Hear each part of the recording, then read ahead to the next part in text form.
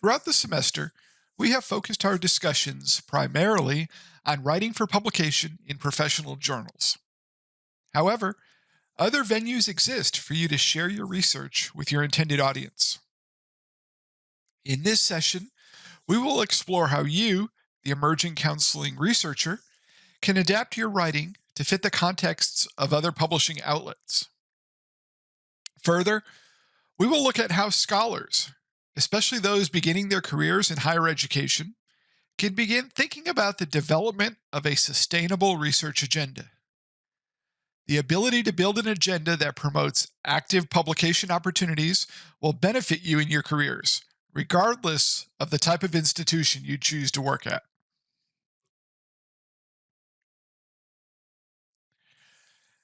So, in this session, we will talk about a number of different topics. First, we will look at different venues requiring different writing styles. The audience for each outlet will vary, as will their expectations and needs. Knowing what to emphasize and how to speak the language of your readers will help you find success. Aside from journal articles, you may find yourself contributing to the profession as a textbook author. Textbook writing is a wholly different animal. In this lecture, we will explore some of the reasons why. Whether you contribute to an edited work or author your own title, there is a knack to writing textbooks. Presentations will be another important part of the scholarship you produce as a counselor educator. Many universities financially support faculty member travel to professional conferences if they are presenting their work. Some of you may even have benefited from university funds to support the dissemination of your research. With presentations, you have a captive audience for a short amount of time. Knowing what to share and how to share it is important. We also will briefly talk about abstracts, conference proceedings, and white papers. Though not the traditional products you see in our profession, they are available and could be viable options for you to consider. Finally, we will talk about the research agenda and how you develop a longitudinal plan for contributing meaningful scholarship to your profession. In addition, we will discuss tips for how you can talk about your agenda and garner support and potentially funding for its continuation.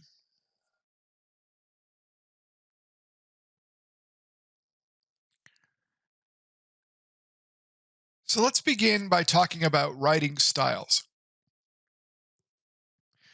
The writing style is you, the author's approach to expressing yourself. How it is you want to convey information to your readers. We talked earlier this semester about different academic writing styles, and we highlighted the four different approaches. With descriptive writing, it is all about using the five senses to create a vivid reading experience. This writing style is usually used when you want to describe people, places, objects, and events through detailed writing.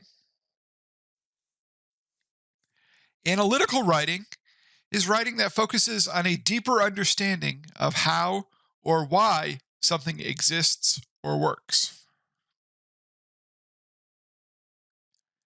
When using persuasive writing, this form of writing specifically designed to persuade readers to believe in an idea or as a call to action to motivate an audience.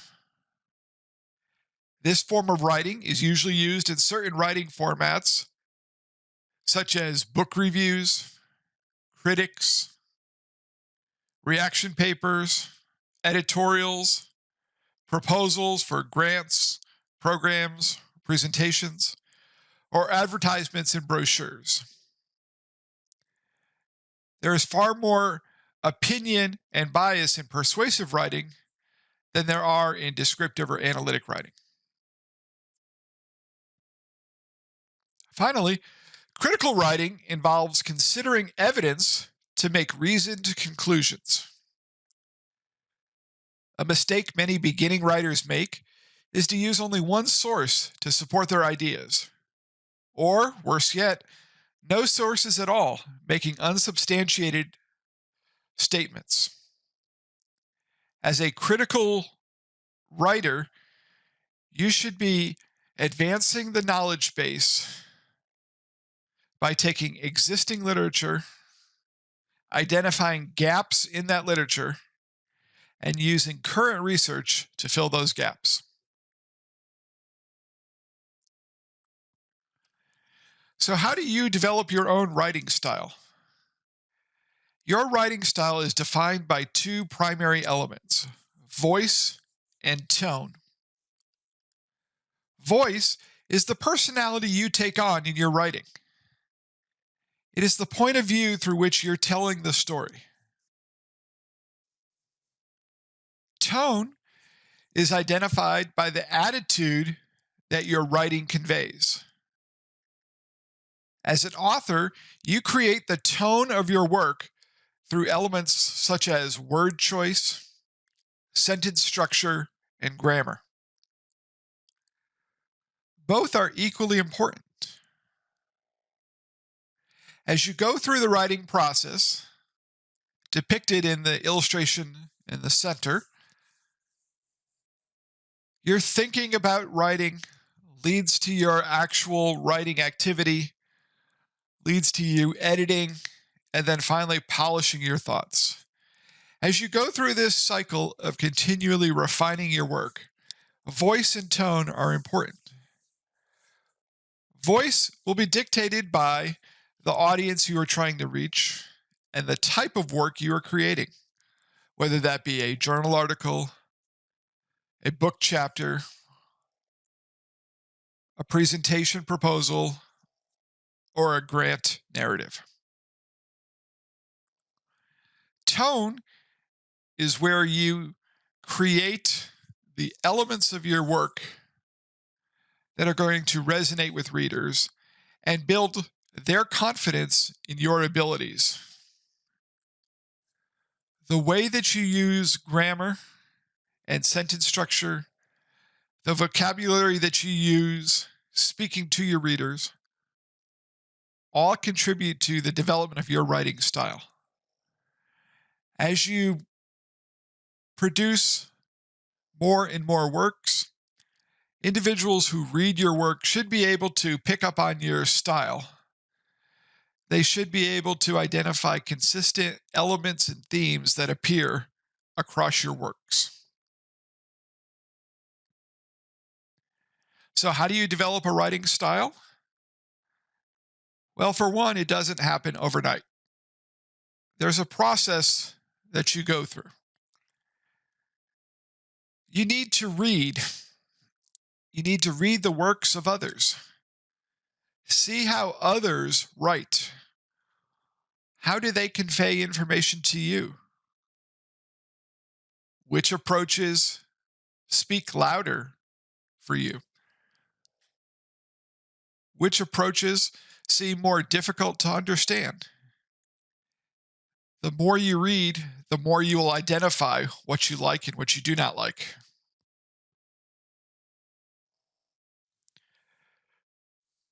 You then need to identify your target audiences. Who are the individuals that you likely will be writing to and for in your professional career as a counseling researcher? Are you conducting research that is more advocacy and policy based? Are you looking at more practitioner based research? Or perhaps a training or supervision piece? Who is it that you are writing to? And how is it that those individuals approach the learning process? Then you need to practice and practice and practice some more. Writing takes practice. The more you write, the more familiar you become with some of the grammar and mechanical issues that will allow you to convey your thoughts and ideas in a more coherent and professional manner. And finally, being able to evolve. There should be an evolution in your writing style throughout your career. As you become more advanced, you read more, you learn new approaches, and you've gained practice, your writing style will evolve. I would encourage you 10 years from now to look back at some of the earlier works that you had, whether they were pieces that you created in classes while in school, or some of the earlier publications that you have. I'm willing to bet that you will identify things in those earlier pieces that you would have conveyed in a much different manner 10 years from now.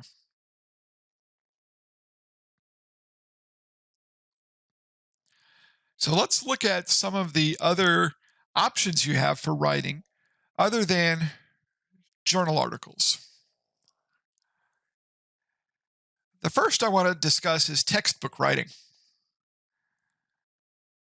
Many counselor educators participate in textbook writing.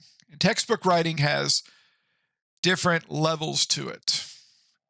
You may be asked to contribute a chapter or to co-author a chapter with a colleague or one of your faculty mentors. One day you may be asked to edit a textbook in which you will be tasked with putting together all of the contributions from authors who have worked on various chapters.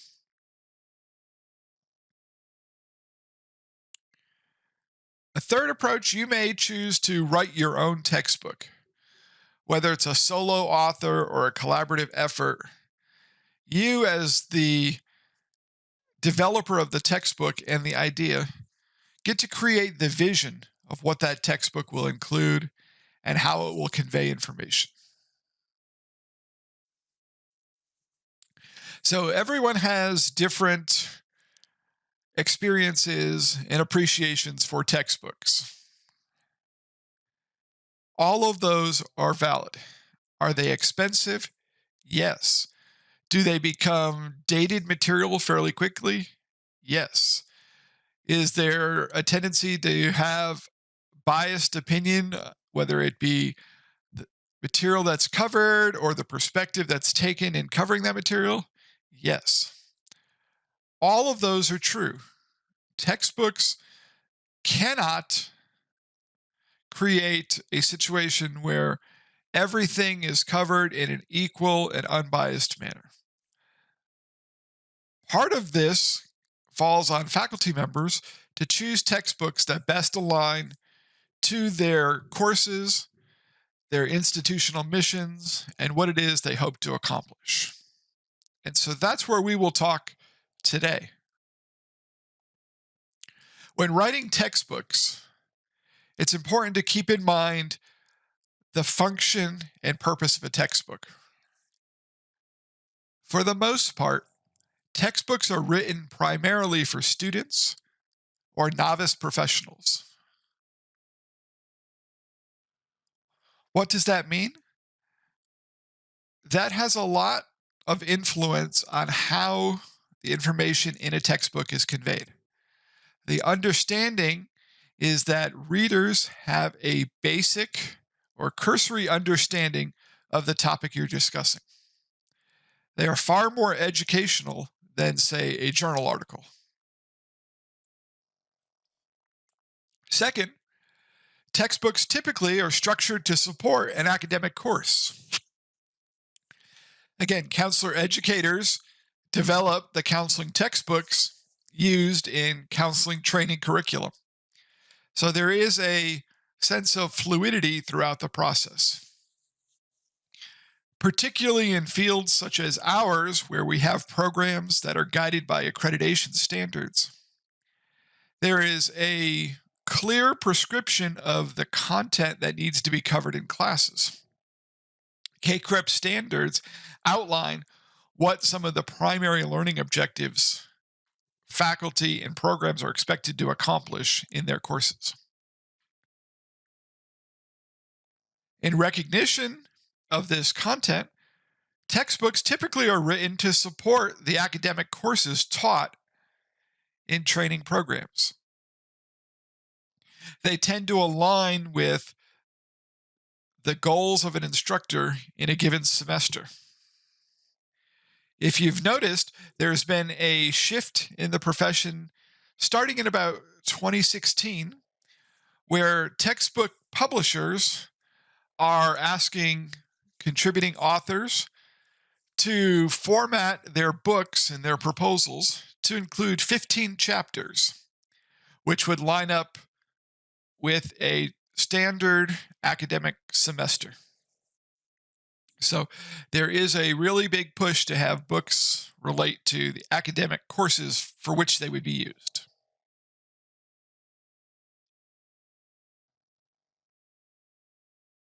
With that being said, there are differences, however, in how textbooks are used in courses and what role instructors see the textbook playing in their course and the design they have come up with for helping students learn the material.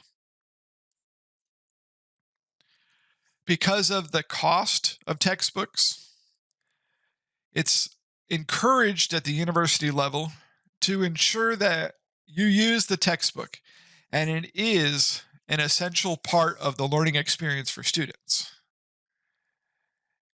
As the cartoon illustrates, there's nothing more frustrating than spending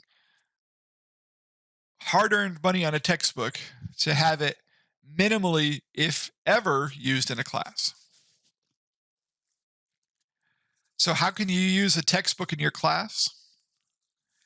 Use the textbook as a tool as part of your wider pedagogical strategy. Like other teaching and learning materials, the textbook can be used according to the theory you operate from.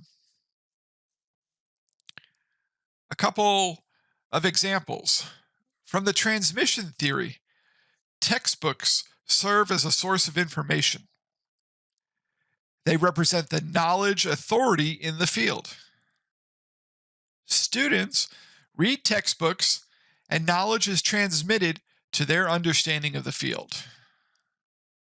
Again, for most courses, your students have a basic understanding of the topic, so textbooks become their primary source of knowledge about a topic. From the constructivist viewpoint, textbooks serve as an activity and inquiry source. Multiple textbooks exist on a subject. Instructors can choose the title that best matches their needs and the needs of their students.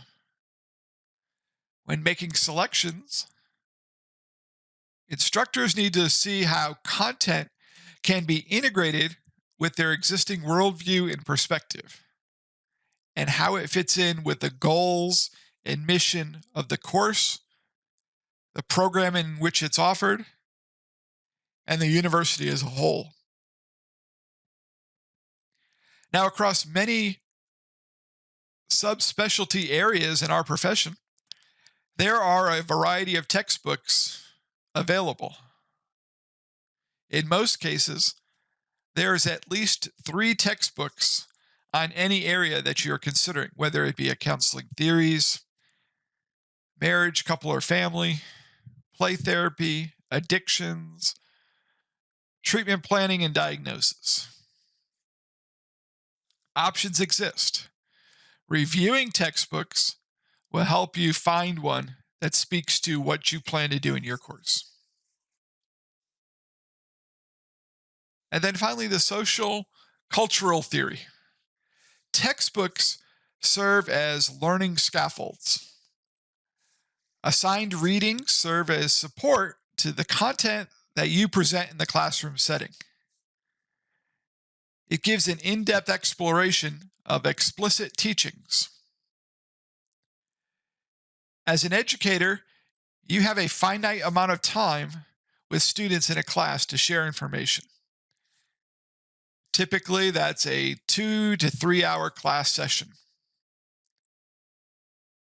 In most cases, it would be impossible to cover every aspect, every angle, and every position on a specific topic. Textbooks then become that scaffolding tool. They provide the out-of-class learning that supports, enhances, and fills in the gap of student learning. Many times students complain that the readings they have are never discussed in class or incorporated in lectures. To some extent, that's to be expected from this perspective.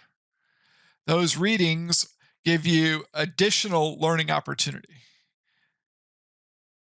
I would agree there probably needs to be some integration, but complete coverage of what you read, as well as in the classroom experience, duplicates effort and may be a poor use of your time. So think about the perspective you take on education and the learning process. What pedagogical theories speak to you? From that pedagogical theoretical perspective, how does a textbook serve as a valued tool that you could use to enhance student learning?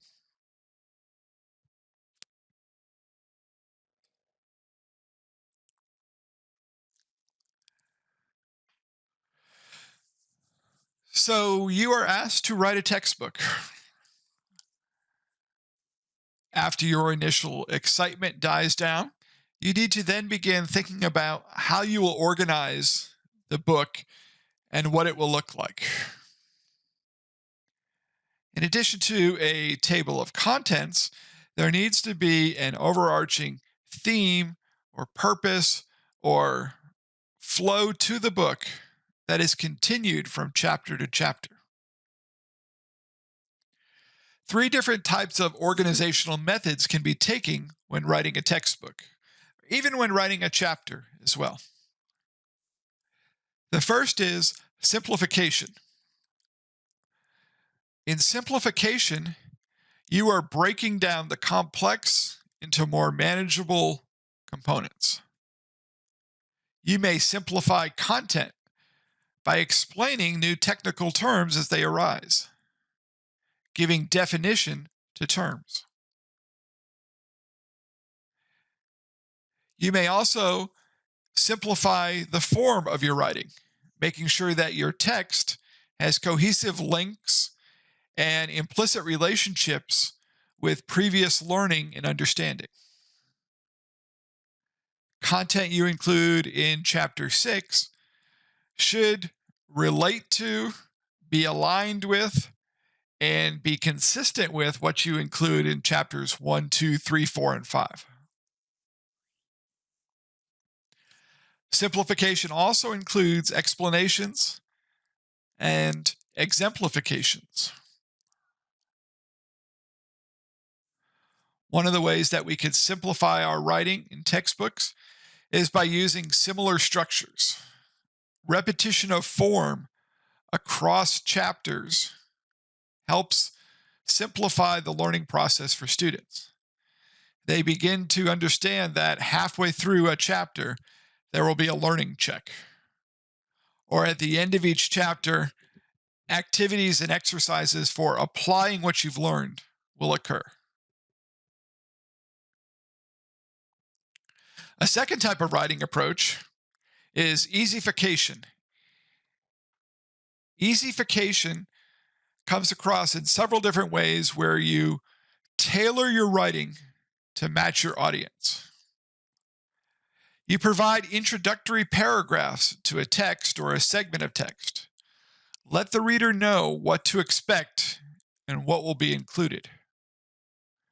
Having this introductory outline allows the reader to visualize what it is they should be getting out of a chapter. After reading They then could come back and see, can they answer those questions or talk in an educated way about those topics.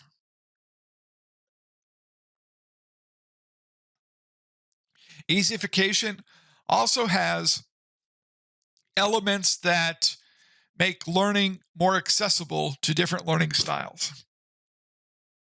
Perhaps you have schematic representations of your text, figures, tables, charts, infographics, visual ways that you can convey information for those who may struggle reading lengthy sections of text.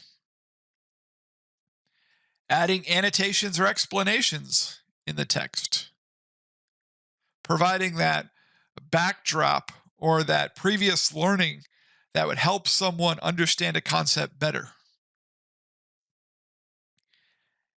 Adding meta-discursive commentaries throughout the text. One of the biggest differences between textbooks and journal articles is you have the ability to add your own commentary or the commentary of experts in the field within your writing. Sharing anecdotes or stories of your own experiences as a practitioner or as an educator or supervisor are perfectly acceptable and actually valued components in a textbook.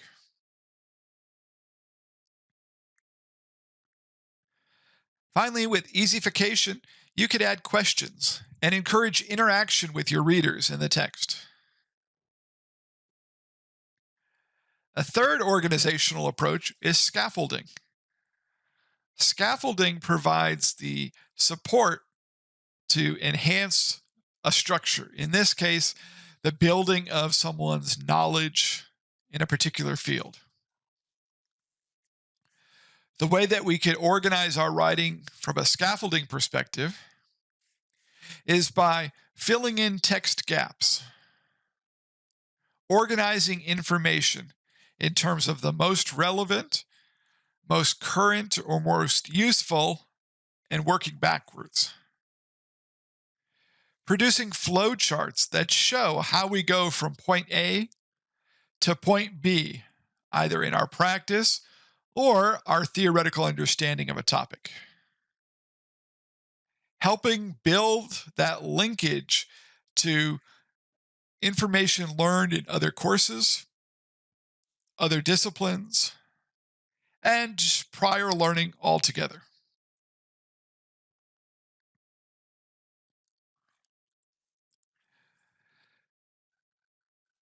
So, a few main differences in writing for journals and writing books. Your goal. With journals, your goal is to advance science. You are identifying a gap, filling that gap, and helping move the profession forward in an incremental fashion. With books, your goal is to advance learning. You are helping to train future counselors how to practice and how to effectively work with their clients. As I've stated already, with a journal, you assume a basic knowledge. The belief is that individuals reading the journals understand the basics of the field and also the design and methodology used in your research. Whereas books assume no prior knowledge. They are intended to be used by students and the novice professional.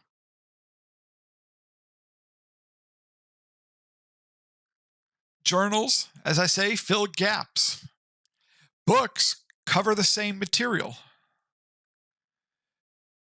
You could go out today and find 5 different counseling theory books, and they all cover the same counseling theories. The decision is not which theories are important in finding the book that covers those. It's how the material is covered and conveyed to your students. And then finally, the use of visual aids.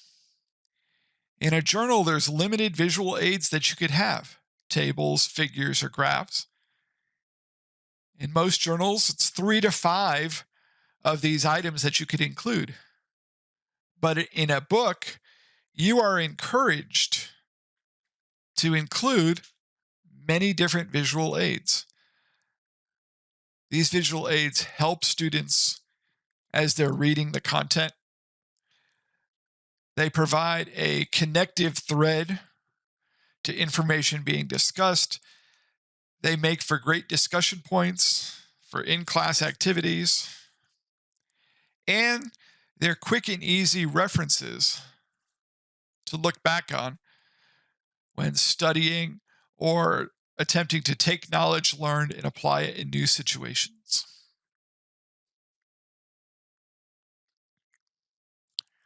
So why write a textbook? What's the value of writing a textbook as a counselor educator? We counselor educators write textbooks for a variety of reasons. One, there may not be a textbook on the topic. When there is a lack of options, individuals may take it upon themselves to fill that gap and author a text to meet their needs and the profession's needs. Existing textbooks may be inadequate or antiquated in their coverage. If it has been quite some time since a book was published, the field may have progressed to a point where current contemporary practices are either not covered or minimally covered in previous released textbooks. There may be an opportunity to expand your audience. New courses, new standards are developed, creating a need for new books.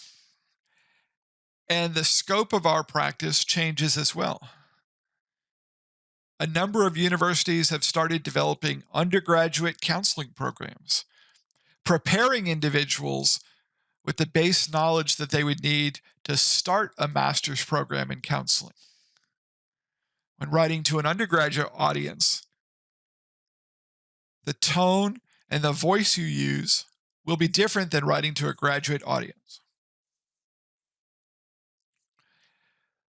Some counselor educators may write textbooks for prestige. Establishing your brand as a content expert in an area, having your name recognized as one of the visionaries or leaders in a particular discipline or subspecialty may be important to some faculty, and it may motivate their textbook writing experiences. And finally, income. And I present income more as a question because that is going to be wholly dependent on how well received your writing ends up being. Textbook writers do receive royalties for the books that they write, but those royalties are derived from actual sales of your book. If you developed the new #1 bestseller that is used by counseling programs worldwide, then yes, writing textbooks could be a lucrative opportunity for you. If you write a book and nobody likes it except perhaps your parents or close friends, you're probably not going to get rich off of writing textbooks. So there are various reasons why, as a counselor educator, you may choose to write textbooks. Do you have to write a textbook? No. In fact, most faculty never get to this point where they are writing textbooks. But it is something that you may come across in your career.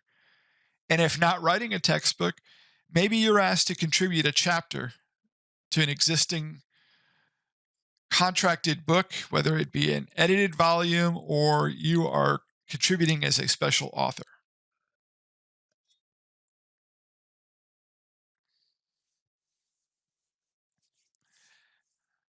Next, I want to shift focus and talk about academic presentations. So presentations weigh quite heavily in your evaluation as a scholar in higher ed settings. Your ability to present at state, regional, national, and even international conferences will benefit you as a tenure track faculty member. A couple of ideas about academic presentations to share. It's better to see something once than hear about it 1,000 times. It's an old proverb. Images are very powerful. Research shows that images help with memory and learning. Use this understanding to your advantage by finding and using images to help you make your point. Some of the best presentations have the fewest amount of words. An image creates this visual connection for the audience. They will go away remembering that image and the story behind it than they necessarily will you talking to them or them reading a page of context. Follow the formula. There is a formula to academic presentations that is tried and true and has been shown to be effective across many disciplines.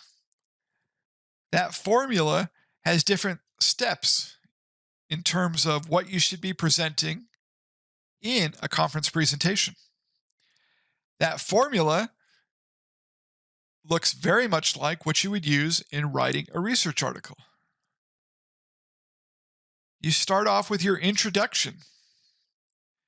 You talk about an overview of the area, the field, and provide the hook. What is going to draw your audience in and invest them in what you have to say? You then talk about your theoretical framework and the research questions that evolved from that framework. You then talk about the methodology that you employed or the case selection. Talk about your background literature and how that relates to your findings. And then offer some conclusions, which detail where do we go from here as practitioners, as researchers, and how your study and findings fit into the larger context of what we know about a topic.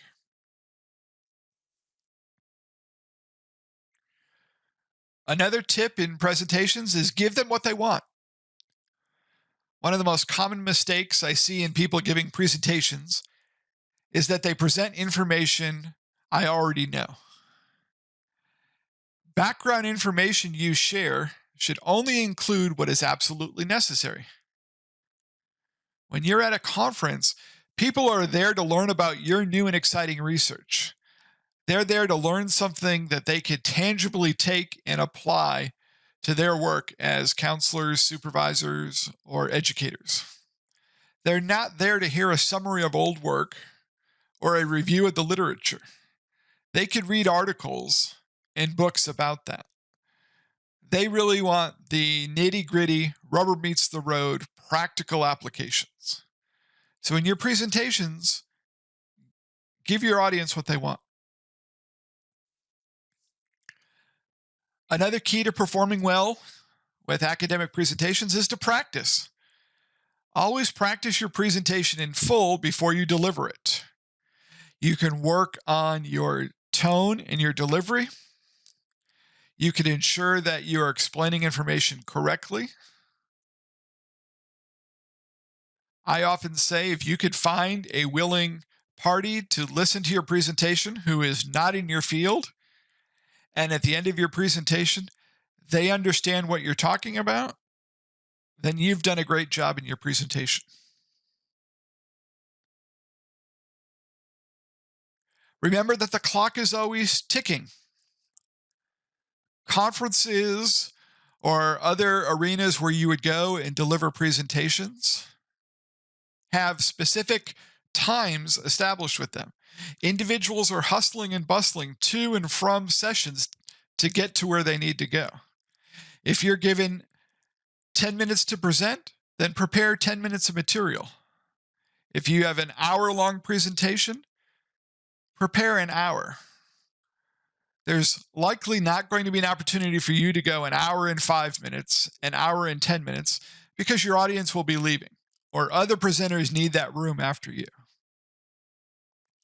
A general rule of thumb is to use 2 minutes per double-spaced page of text. So as you're writing out your work and you're practicing your script for what you're going to present, about 2 minutes per page is the time that it will take you to present that information.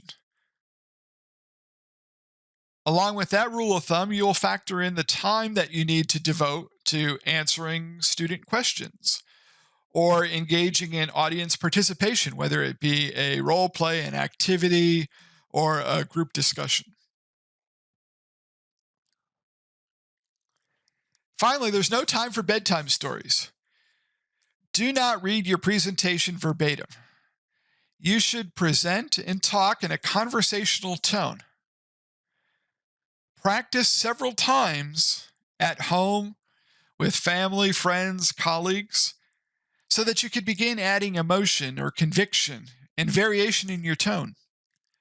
The goal is to engage your reader. Individuals did not sign up to come to your session for you to read to them. If you're at a professional conference, you're working with an educated audience. They know how to read. It would be easier for them to just get the handout and read it themselves. They come to see you and attend your presentation to get the extra content that you can't just get on a page. So don't put your audience to sleep with bedtime stories. Engage them in the presentation.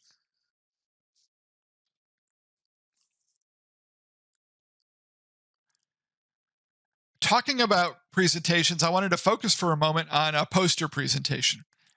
So poster presentations serve specific purposes, and they're typically the gateway for many beginning researchers, doctoral students, into the presenting arena. A conference research poster is designed to inform others and to communicate your research and also connect you with relevant peers in networking opportunities. Most conferences schedule poster sessions in a group format where there are multiple individuals with their posters in one central location. There is an opportunity for you to network with others in that area. With a poster presentation, you don't necessarily have a captive audience. People are going to be coming by, some staying longer than others. You need to really develop a way to engage your audience. And there are some ways to do that. So some tips for effective posters.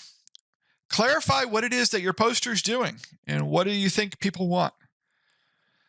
Questions you should ask yourself include, who will be the audience at this conference?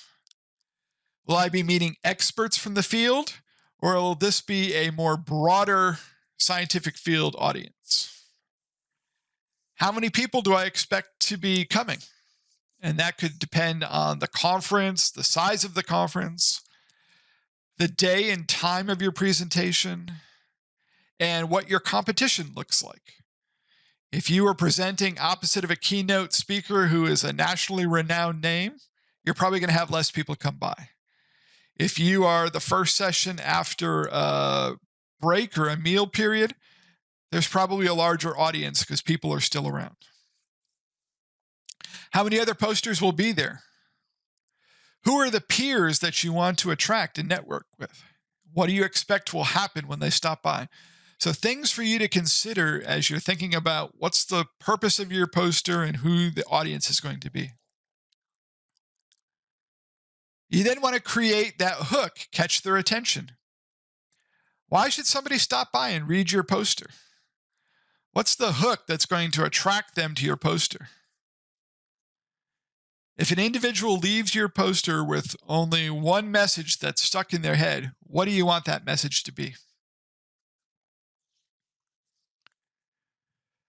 Because of the unique aspect of the poster presentation, don't overload the poster with too much information.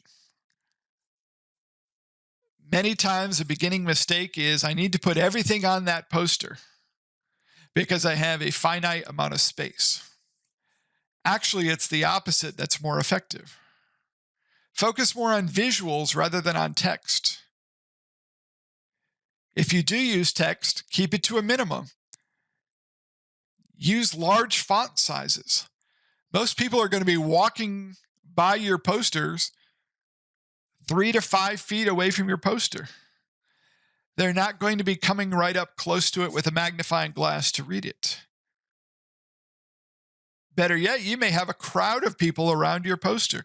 If someone is 2-3 rows deep, what are they going to be taking from that session?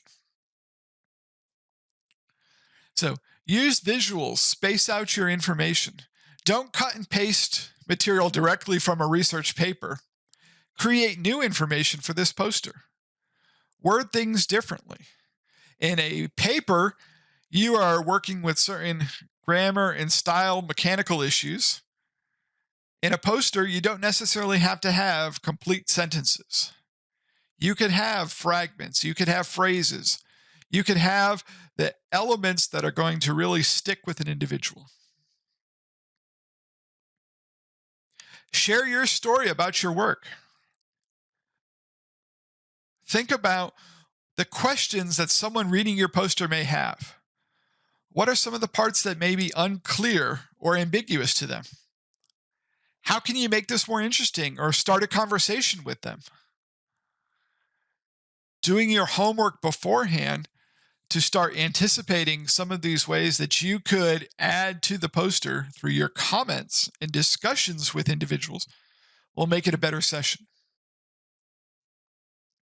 And finally, what's the take home for your audience? Will you have a handout for your session? Will you have a list of references? Perhaps you have a manuscript or an article you wrote that you're willing to provide a copy of. More and more now, we're seeing individuals provide business cards to their audience, again, to build that networking connection. Using technology, maybe you have a QR code that individuals could scan to take them to a site where more information could be obtained about you, the researcher, other works you're doing, or a little bit more in depth about this current study that you were describing in your poster.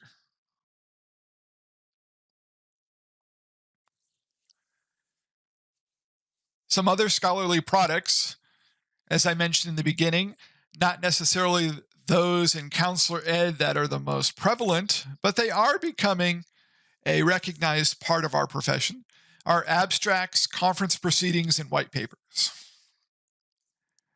An abstract is used to provide a concise description about a research project.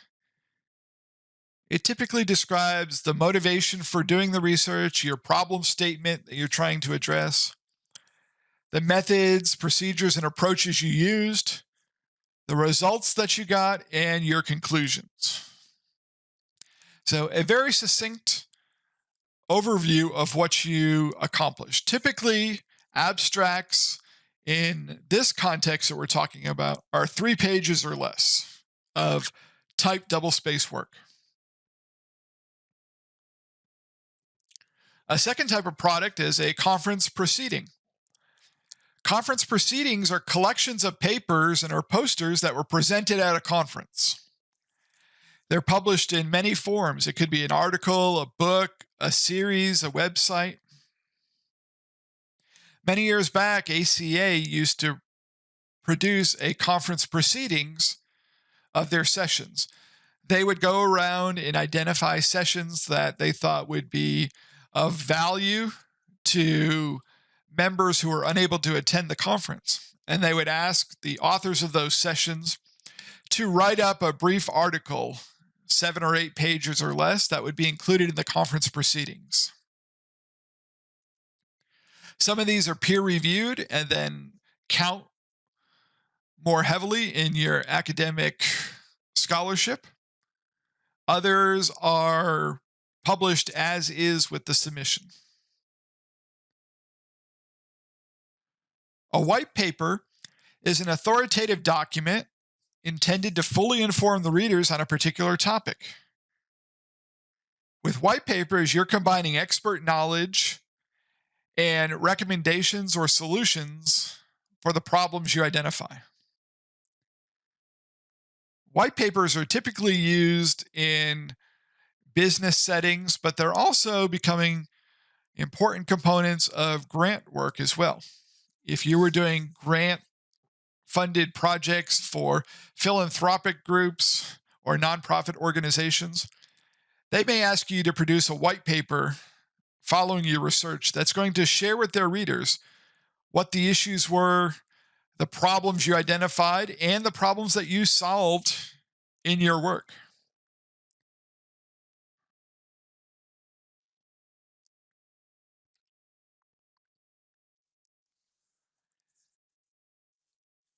And finally, we look at your research agenda. So you've heard this term research agenda before, and you may have an idea of what it means, or you may still be a little confused as to what that's talking about. When I use the term research agenda, I want us to be thinking about a formal plan of action that's going to summarize the specific issues, ideas, topics that you intend to study throughout your career. Your research agenda should lay out what it is that you are contributing to the profession. So maybe it's the area that you want to work in, the population you want to work with, the different settings in which you'll be working. Your research agenda should ideally be very fluid and flexible. It can change throughout your career. You are under no means required to select the research topic that you want to study for the rest of your career at this point in your life. It's going to change. It's inevitable.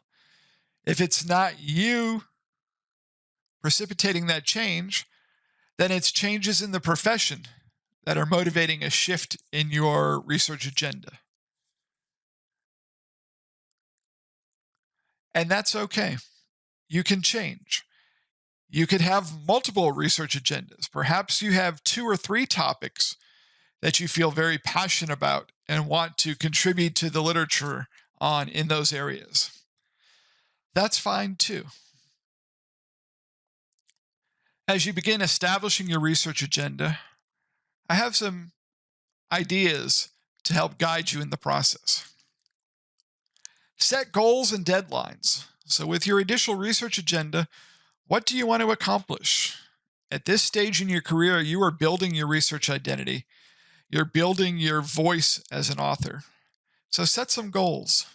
I would like to have an article submitted for publication. I would like to present at a national conference. And what are the deadlines? When will those things occur?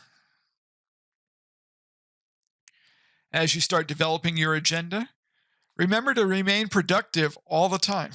Write weekly. Even if you're only writing 1 or 2 pages, always try to maintain progress towards your goal. If you are able to write 1 page a day, in 4 weeks you have 20 pages written and the good majority of an article written. Break it down into smaller chunks and always make progress. If you're not able to write, whether it's you have writer's block or you don't have the materials you want, do something else to remain productive. Is there literature you could be reading? Is there an outline you could be formatting? Maybe you need to go back to your references and check those for APA style. Always try to do something that's keeping you moving forward.